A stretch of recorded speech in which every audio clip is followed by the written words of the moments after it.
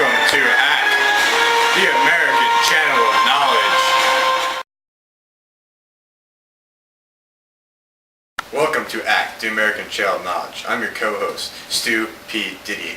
Today, we're going to talk about the Age of Enlightenment. Enlightenment. Today, ACK is going to host an Enlightenment debate. Although Voltaire, Rousseau, and Montesquieu could not be here, we managed to get John Locke and Thomas Hobbes to debate. Today, I'm proudly present to you John Locke and Thomas Hobbes.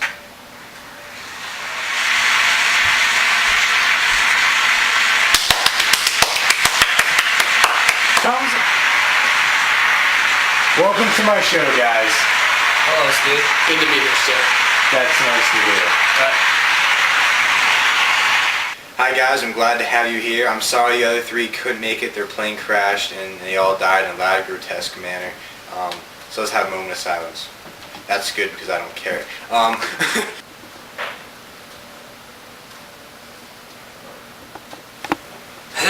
Okay, anyway, Stu, let's get started. Mr. Locke, what's your opinion on natural rights?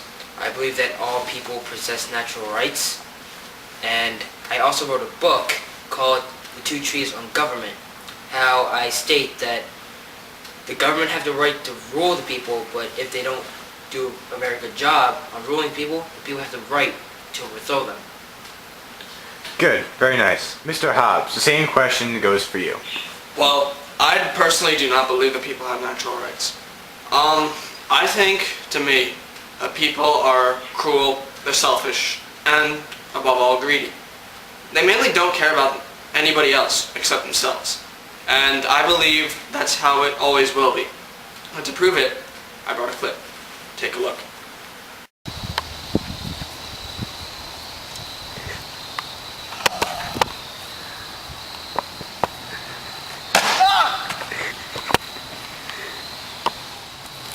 Oops. You see what I'm saying?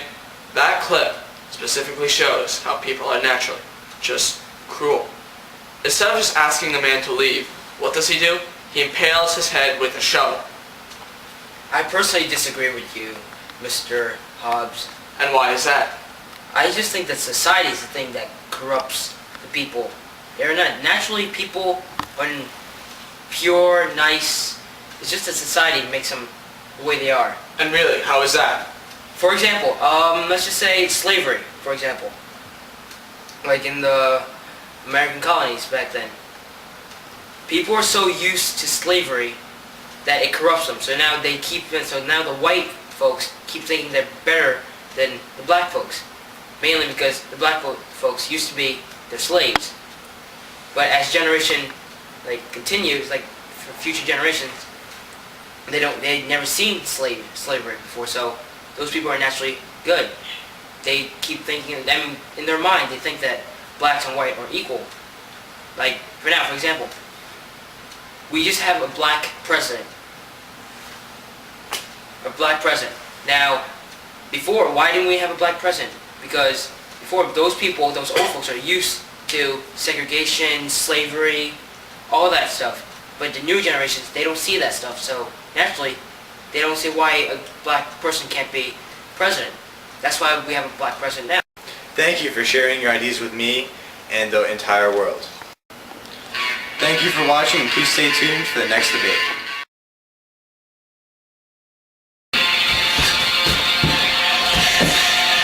Come on, man.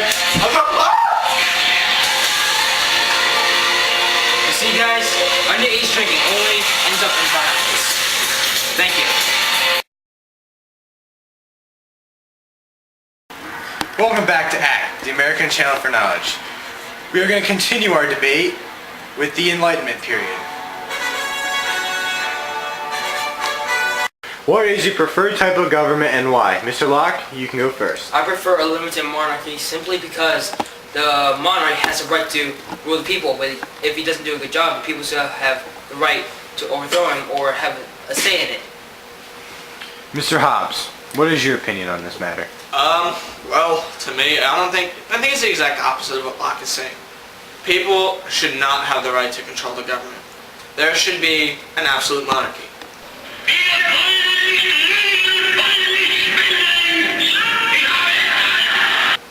believe this is because in an absolute monarchy,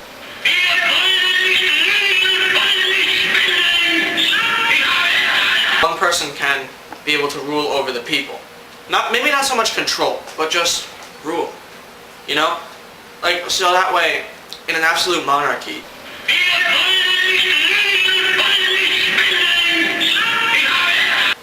the people will have to listen to one person.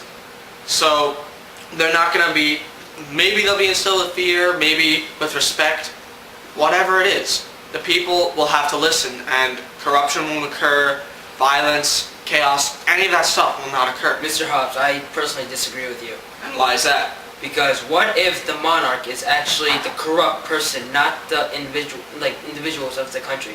Like, if the monarch is corrupt, then the people will be suffering. But at least in a living monarchy, if the monarch doesn't do a good job, the people still can overthrow him and have a say in it. But then when you overthrow him, what happens in that gap between overthrowing the ruler and having a new ruler? There will be chaos throughout the country. But the people still have the right to elect a new king or person that rules. But wouldn't they have to do that before they overthrow it? What if they get cut? That's going to cause chaos. Thank you, Hobbes and Locke, for coming and debating with us today. Now it's time for our audience to vote on who they think is the right person and their beliefs in the society we have today. Thank you. Now, let's cast our vote. Now, while the vote is being cast, I would like each of you to stand up and be recognized. Thank you. Thank you. Now you can please be seated. Our votes have been cast to see which of these debatees fits our society the best. Thank you. Out of a possible 128 votes, Hobbes received 75 and Locke received 53. Congratulations, Hobbes. Thank you both for coming. You're welcome. Audience, let's give him a round of applause. Thank you for coming, sir. It's a pleasure to be Hobbes, here. I hate absolute monarchies. See you next week. Hi, I'm the host, Stu P. Didiot.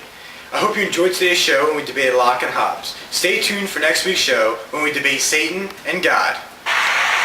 See you next week on ACK.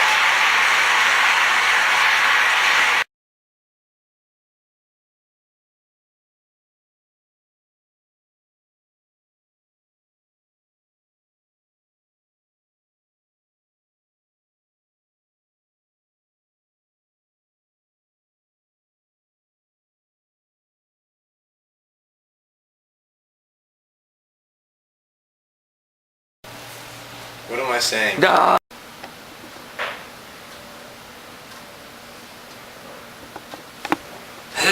Okay, anyway, Stu, let's get started, right? What the heck was that? Let's get I don't started. know. Hey, shut up! Sorry, Locke. Continue. No, Locke! I hope you...